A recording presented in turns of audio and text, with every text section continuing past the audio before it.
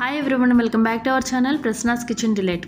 ఆరోగ్యానికి ఎంతో మేలు చేసే ఈ కారప్పొడిని ఒక్క ముద్దలో అయినా రోజుకు ఒకసారైనా తింటే చాలా మంచిది. దీనికోసం ముందుగా కరివేపాకును ఈ విధంగా శుభ్రంగా కడుక్కొని ఒక పొడి క్లాత్ మీద ఆరబెట్టుకోవాలి. ఇలా 15 to 20 మినిట్స్కి మనకి ఈ విధంగా కరివేపాకు అనేది ఆరిపోతుంది.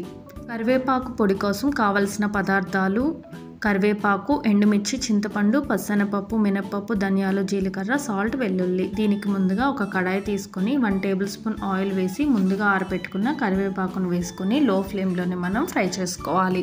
ఇలా ఫ్రై చేసుకోవడం వల్ల మనకి కరివేపాకు పొడి అనేది చాలా రోజుల వరకు నిల్వ ఉంటుంది. ఇక్కడ చూసారా నాకు ఏ విధంగా ఫ్రై అయిందో.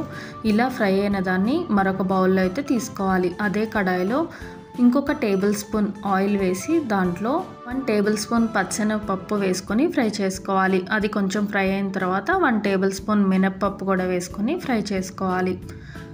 అది ఫ్రై అయిన తర్వాత ధనియాలు 1 టేబుల్ స్పూన్, 1/2 టేబుల్ స్పూన్ జీలకర్ర వేసుకొని ఫ్రై చేసుకోవాలి. చివరగా ఎండుమిర్చిని కూడా వేసుకొని ఫ్రై చేసుకోవాలి. ఇలా కారానికి సరిపడా ఎండుమిర్చి వేసుకొని ఫ్రై చేసుకున్న తర్వాత వాటిని చల్లారనివ్వాలి. ఇవి చల్లారిన తర్వాత వీటన్నింటినీ ఒక మిక్సీ జార్లో అయితే వేసుకొని అంగుళమంతా చింతపండును కూడా యాడ్ చేయాలి.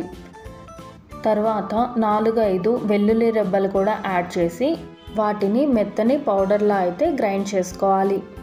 ఇలా గ్రైండ్ అయిన తర్వాత దానిలో ముందుగా ఫ్రై చేసి పెట్టుకున్న కరివేపాకును యాడ్ చేసుకోవాలి.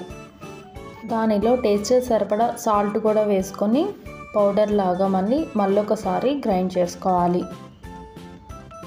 ఇలా గ్రైండ్ అయిన పౌడర్ని మనం రోజువారీ ఆహారంలో అయితే తీసుకోవచ్చు. ఇలా టిఫిన్స్లోకి, రైస్లోకి చాలా బాగుంటుంది ఈ కారప్పొడి.